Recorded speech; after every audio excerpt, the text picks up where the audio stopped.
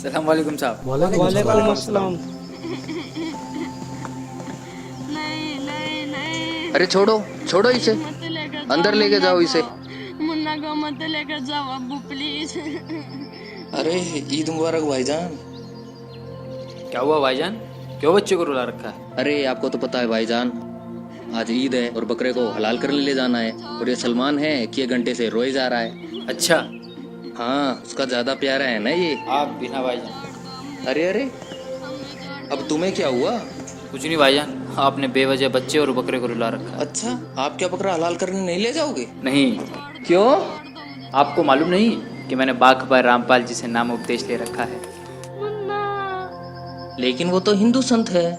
हाँ, लेकिन उन्होंने कलाम पाक से साबित करके बताया है कि गोश्त खाना हराम है, यह अल्लाह ताला का हुक्म नहीं है। पागल हो गए हो क्या? एक गैर मुसलमान होने के नाते वो तो हमारी क्रिया को गलत ही बताएगा। तुम्हें नहीं मालूम, जब हम कलमा पढ़कर बकरे को काटते हैं तो वह तब रुख बन जाता है, जिसे खाने के बाद उसकी रूह जन्नत में जाती है और हमें सवाब मिलता है। माफ़ करना भाईजान, लेकिन हमारा अल्लाह ताला इतना बेरहम तो नहीं हो सकता कि किसी बेजुबान जानवर को मारने के बाद हमें सवाब दे।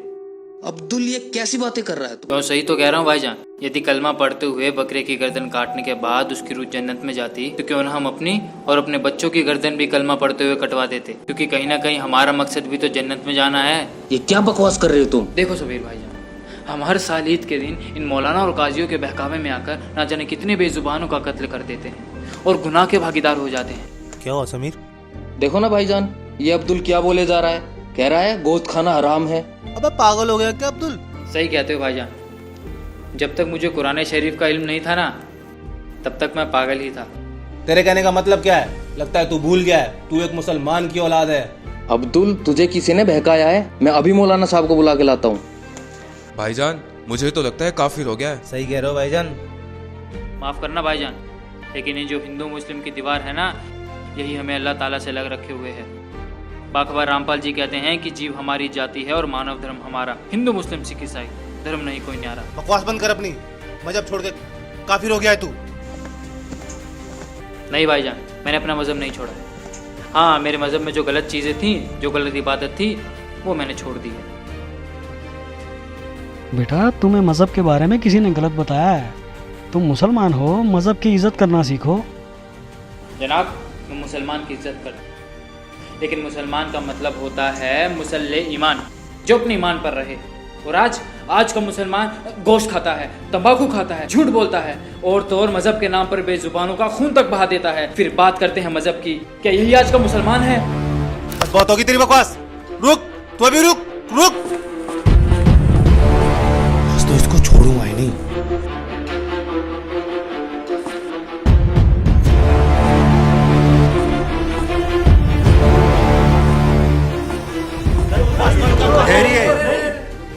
मौलाना साहब ये अस्सलाम वालेकुम। वालेकुम अस्सलाम। क्या हुआ बरखुरदार, आपकी क्या मसाद है? एक मुसलमान होते हुए भी आप अपने मजहब की रीतियों को गलत बता रहे हैं। पता है अपना मजहब कितना पाक है? मजहब तो सभी पाक है मौलवी साहब, बस इन मजहब के मानने वालों ने इसकी हमें गलत इल्म दी है, जिसे अब हम सबको मिलकर ठीक करना है। हम सब एक अल्लाह के बंदे हैं और अल्लाह को पाने का रास्ता भी एक ही है। इसलिए हिंदू हो या मुसलमान, सिख हो या ईसाई, सबके सब बाखबर रामपाल जी से जुड़कर अपनी पाक किताबों का इल्म लेकर सच्चे अल्लाह की इबादत कर रहे हैं। तो क्या तुमने अपने दिन को छोड़ दिया? नहीं मौलाना साहब, शायद आप गलत समझ रहे हैं। मैंने मुसलमान दीन को नहीं, बल्कि मुसलमान दीन में जो फैला हुआ अजाब है उसको छोड़ा है। मौलाना साहब ये कहता है बेजुबानों का कत्ल क्यों करते हो और गोश्त खाना हराम है। अरे काफिर, यह अल्लाह का हुक्म है। नहीं मौलाना साहब, गोश्त खाना अल्लाह का हुक्म नहीं है, बल्कि चुप कर अब्दुल, बंद कर अपनी बकवास। नहीं भाईजान, अब बात शुरू हो गई है तो उसे क्लियर करना भी जरूरी है। मौलाना साहब, अल्लाह ताला ने 6 दिन में कायनात बनाई और 7वें दिन जाकर तख्त पर बैठ गए। मतलब कि अल्लाह ताला को जो हिसाब बनाना था उन्होंने वो 6 दिन में बनाया, 7वें दिन जाकर तख्त पर बैठ गए। मतलब कि उसके बाद के जितने भी हुक्म हैं वो अल्लाह ताला के नहीं हैं, बल्कि वो शैतान के हुक्म हैं। और दूसरी तरफ हम मोहम्मद साहिब जी और उनकी उस टाइम की 1,80,000 अंबियाओं को देख सकते हैं। ना तो उन्होंने कभी मांस छुआ है और ना ही उन्होंने किसी को कहा है तुम मांस खाओ। लेकिन कुरान में कुर्बानी का जिक्र है। वही तो मैं बताना चाह रहा हूँ मौलाना साहब, वो जो बात के हुक्म हैं वो अल्लाह ताला के नहीं हैं, बल्कि शैतान के हैं। क्योंकि कुरान से पहले 3 आसमानी किताबें और उतरी थी, जंबूर, तौरात और इंजिल। उनमें कहीं भी गोश्त खाने का जिक्र नहीं है। आप बेशक मुझे मार देना, लेकिन मेरी बात पर गौर फरमाना। जैसे हमें हमारे मजहब के ठेकेदार आज तक बताते आए हैं कि अल्लाह बेचून है, निराकार है, लेकिन हमारे कलाम पाक में लिखा है कि उस अल्लाह ताला ने 6 दिन में पूरी कायनात बनाई और 7वें दिन जाकर तख्त पर जा विराजे। इसका मतलब क्या है? इसका मतलब साफ ये है कि अल्लाह ताला का आकार है, वो किसी आकार में है, जब भी तो जाके तख्त पे विराजेंगे। विचार करो मौलवी साहब, विचार करो। जी, वो अल्लाह ताला कबीर है। सूरत फुरकान 25 आयत नंबर 52 से 59 में देखना आप। जिसकी जानकारी किसी बाखबर से पूछो, और इस समय बाखबर सिर्फ रामपाल जी महाराज हैं, जो अपने कलाम पाक से इबादत बताते हैं और सच्चे अल्लाह की इबादत करवाते हैं। आप सब मेरे पे बेशक गुस्सा हो जाइए, लेकिन आप सबको पता है रामपाल जी महाराज से जुड़ने से पहले मेरी क्या हालत थी और आज मैं कहाँ हूँ। जब तक मेरे सवाब का दौर चला मुझे सुख हुआ, जिससे मुझे लगा मैं जो भी इबादत कर रहा हूँ वो बिल्कुल ठीक है। लेकिन जैसे ही मेरे गुनाहों का दौर शुरू हुआ तो मानो मेरे ऊपर दुखों का पहाड़ टूट पड़ा हो। और उसको खत्म करने के लिए जिसने जो भी बताया मैंने वैसा ही किया। किसी ने कहा तुम जुम्मे की नमाज करो, किसी ने फजर की नमाज करने को कहा, तो किसी ने तहज्जुद की नमाज करने को कहा। फायदा कुछ भी नहीं हुआ। इसके अलावा भी अल्लाह की तलाश मैंने ना जाने कहाँ नहीं की। कभी मोहिद्दीन चिश्ती की दरगाह, तो कभी अलीगढ़ की दरगाह, तो कभी महरौली की दरगाह तक फिरा। 40 दिन के जमात तक निकाले, लेकिन कोई फायदा नहीं हुआ, क्योंकि मजहब के ठेकेदारों ने जो हमें इबादत बताई थी वो सारी गलत थी। लेकिन आज समाज पढ़ा लिखा है, अब उनकी दाल नहीं गलती। अब वो समय आ गया है जब सबके सब बाखबर रामपाल जी महाराज से नाम उपदेश लेंगे और सच्चे अल्लाह की इबादत करेंगे। खुदा हाफिज।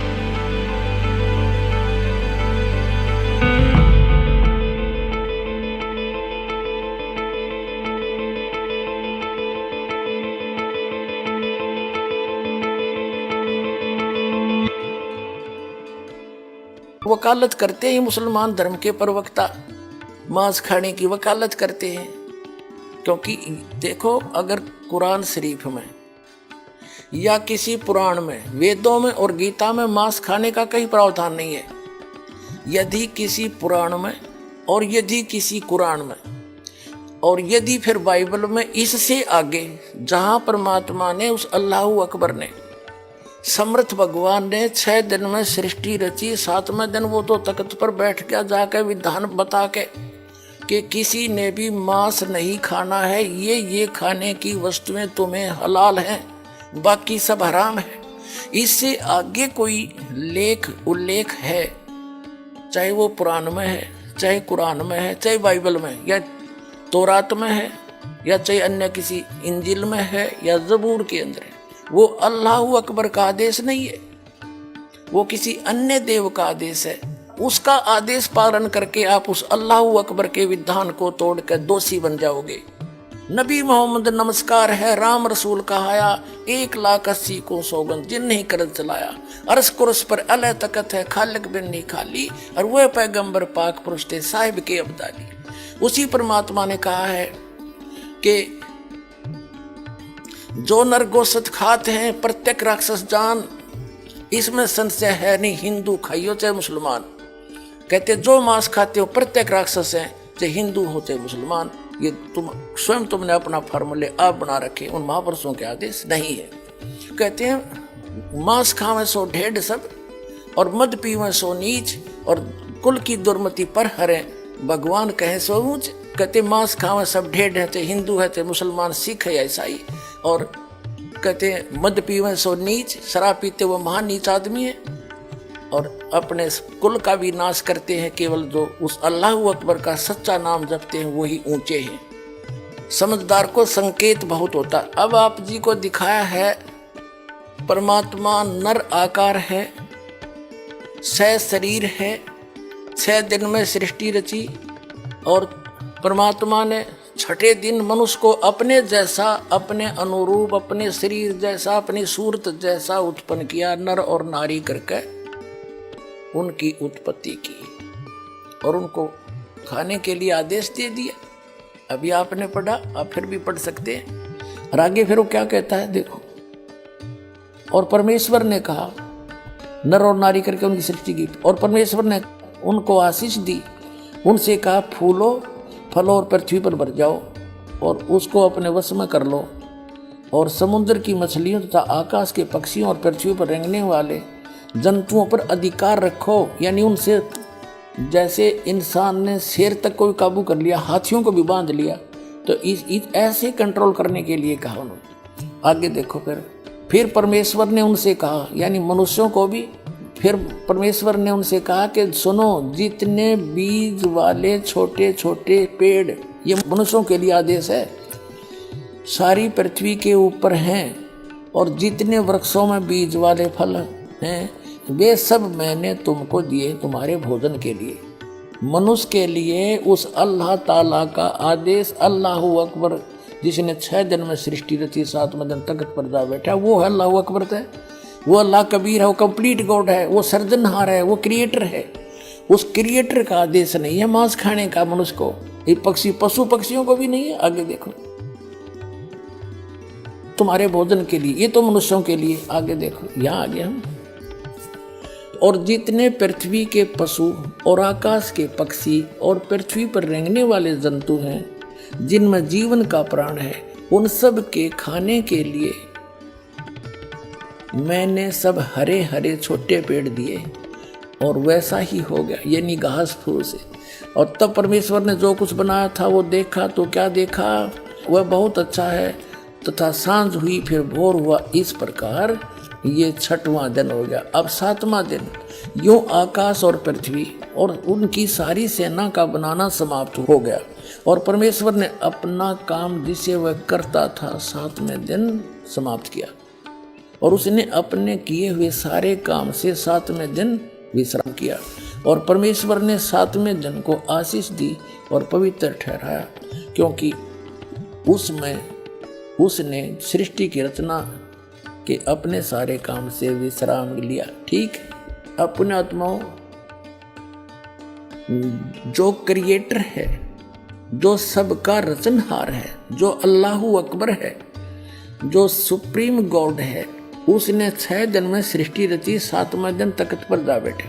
उसी के विषय में कुरान शरीफ में स्पष्ट किया है कि ये वही है। कुरान शरीफ का ज्ञानदाता कह रहा है, ये वही अल्लाहु अकबर है जिसने 6 दिन में सृष्टि रची, 7वें दिन तख्त पर जा बैठा। यह है सूरत फुरकानी 25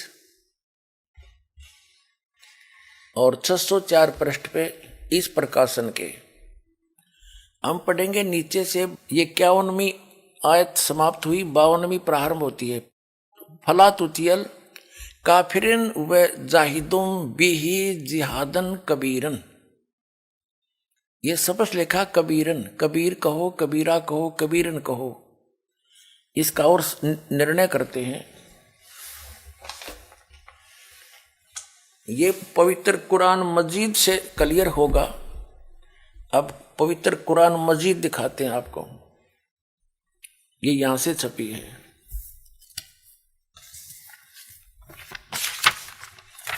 ये भी पहले भी दिखाई थी आपको, ये वही है। ये यहां से इसका पूरी जानकारी है, कहां से छपी है, कौन इसका अनुवाद करता है। और अब इसके हम आते हैं, ये वही सूरत फुरकान 25 और कुरान मजीद 576 पृष्ठ पे इस प्रकाशन के। हम यहीं आते हैं नीचे। ये है 51वीं आयत समाप्त हुई।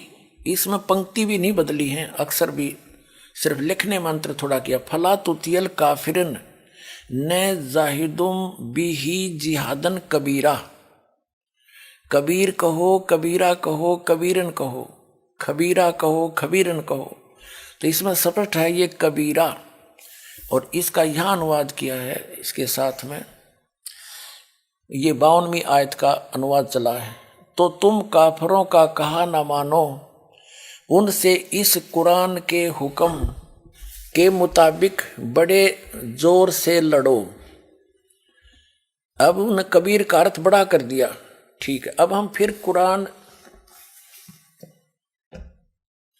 फिर कुरान शरीफ को लेते हैं। ये पवित्र कुरान शरीफ है, यहाँ से देखिएगा।